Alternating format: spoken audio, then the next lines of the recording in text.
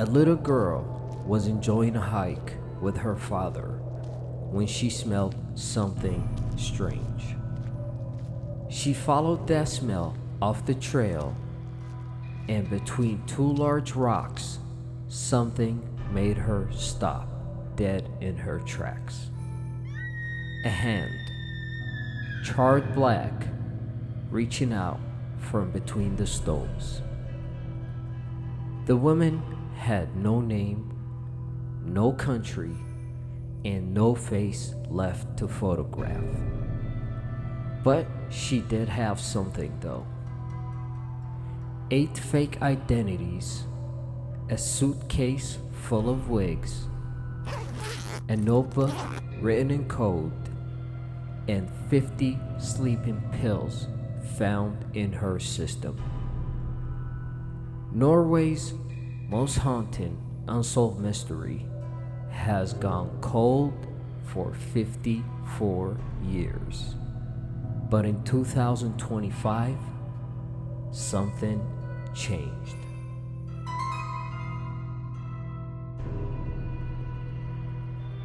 Bergen, Norway, November 1970.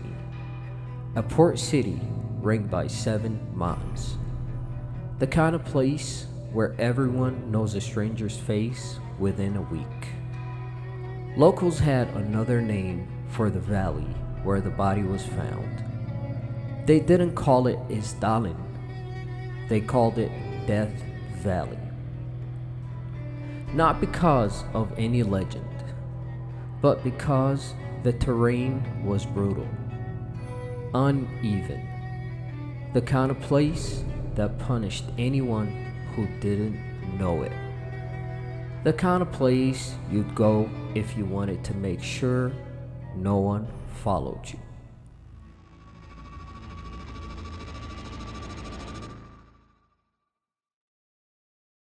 When Bergen police reached the scene, they found a woman lying on her back. The front of her body, her face, hands, and hair were all burned, but the back of her body was untouched. Around her, objects had been arranged in a deliberate pattern. Jewelry placed carefully, bottles with their labels removed, a watch, and an umbrella. Forensic investigator Termud Bonis would later tell journalists the positioning of the objects surrounding the body was strange. He also added, it looked like there had been some kind of strange ceremony.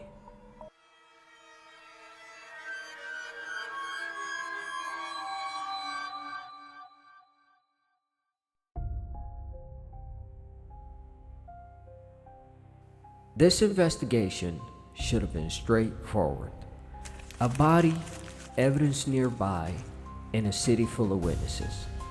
But every single lead hit the same wall.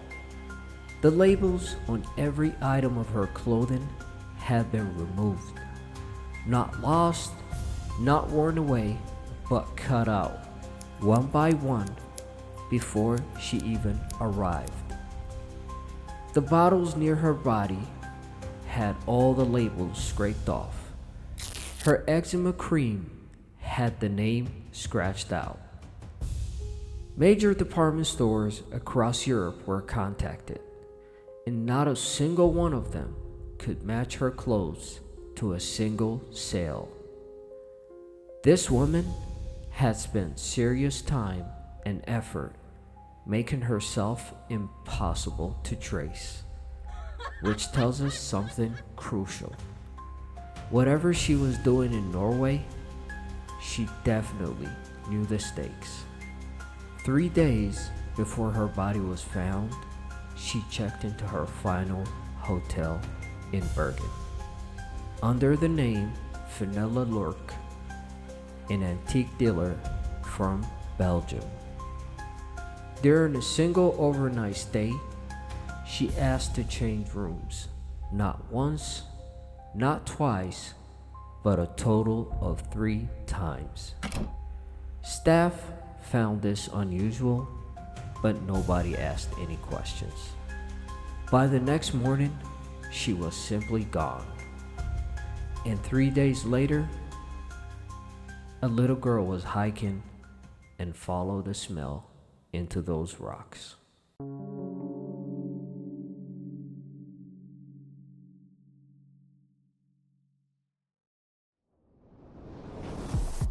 Law enforcement began tracing her backwards. And the further back they went, the stranger things got. For 8 months before her death, the woman had traveled the length of Norway, Bergen, Stavanger, and Oslo, checking in, checking out, never the same name twice. Claudia Tilt, Genevieve Lancier, Vera Jari, Alexia Merches, Elizabeth Leenhoff, Claudia Nielsen, Fenella Lurk.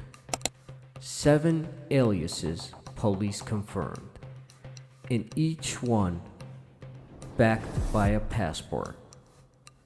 Passports that were never located. Hotel staff across Norway were interviewed. Their descriptions were pretty consistent: fashionable, quiet, and very serious. She spoke poor English but fluent German and Flemish. One waitress at Hotel Neptune in Bergen told journalists decades later her first impression was elegance and self-assurance. She even said that the woman winked at her. Believe it or not. That same waitress noticed something else. While she was serving dinner one night, the woman sat directly next to 2 German Navy personnel, including a senior officer. She never looked at them. She never even acknowledged them. Or perhaps she already knew everything she needed to know.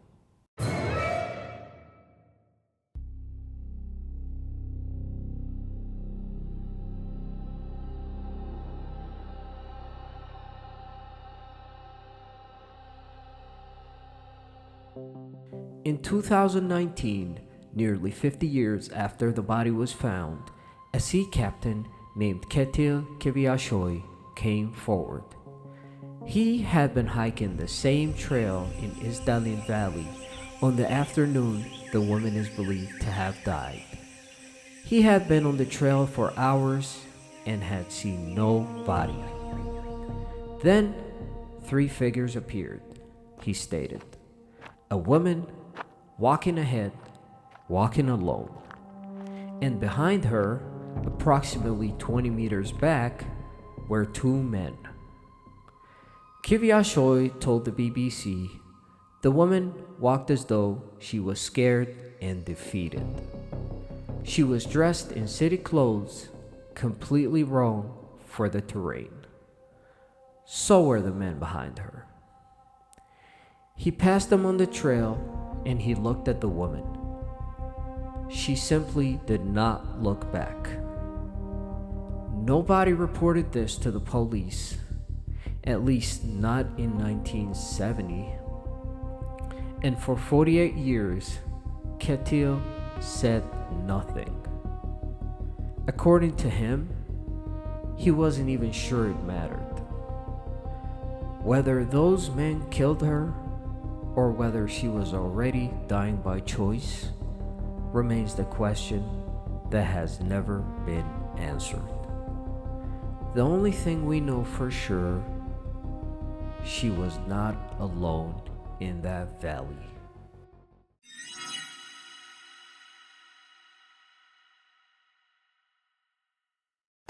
In 2 abandoned suitcases at Bergen railway station, law enforcement located a coded notebook.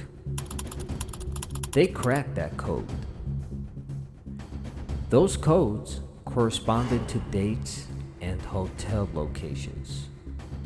A personal travel blog written in shorthand, so to speak. Professional and deliberate. The system of someone trained not to leave any evidence in plain sight. When investigators plotted those locations against classified Norwegian military records, a pattern emerged that nobody was supposed to see. Her movements tracked almost perfectly alongside the secret testing routes of Norway's new Penguin missile system. At the same time, a fisherman came forward separately. He said that he had spotted the woman near the Stavanger testing sites, simply watching ships.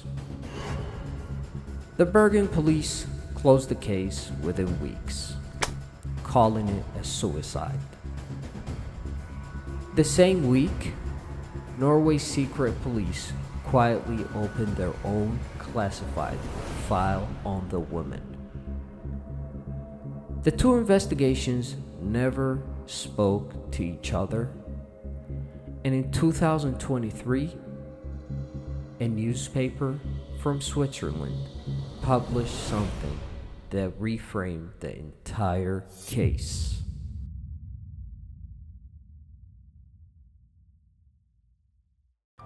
A Nazi-allied Swiss banker named François Genot, a man who spent decades financing dangerous groups during the Cold War, had his travel schedule cross-referenced with hers. Beirut, Paris, Bergen. This overlap was not coincidental. Was she carrying intelligence, selling it, delivering it? Was Norway's missile program the target or just a cover? Nobody knows, because whoever she was working for covered their tracks better than she covered hers. The mysterious woman has been buried in Bergen's Mollendal Cemetery. She was placed in a zinc coffin, deliberately sealed, so that her remains could be preserved indefinitely, in case her family ever came looking. No one ever did, though. In 2016, journalists from NRK were reinvestigating the case when they discovered something extraordinary. Her jawbone, with its distinctive 14 fillings and unusual gold crowns, had been quietly preserved in the cellar of a Bergen hospital for 46 years, forgotten in an archive. Nobody had thrown it away, as though someone always suspected this day would come. Scientists did extract a full DNA profile. They shared it with Interpol and police agencies across Europe. No match.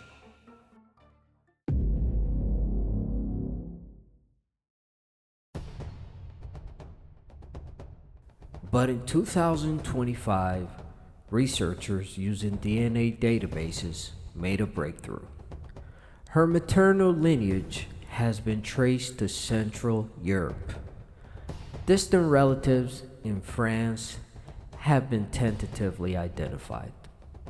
Investigators are now working backwards through census records, immigration logs, and family trees, trying to build a name from the inside out.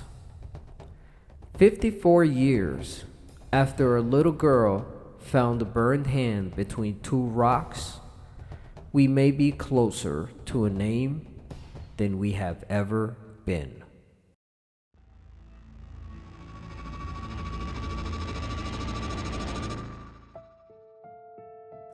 Somewhere in Europe, there is a family who lost someone in 1970. A daughter, a sister, and a mother. They were told she simply disappeared. They may never know she is in a zinc coffin in Bergen. They may never know that two young girls actually found her.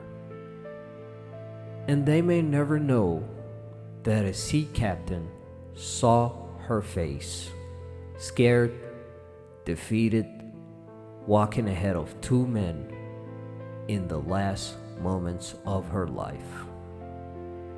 8 fake names, 8 months of movement, a ceremony in the rocks, and 54 years of silence. Let that sink in.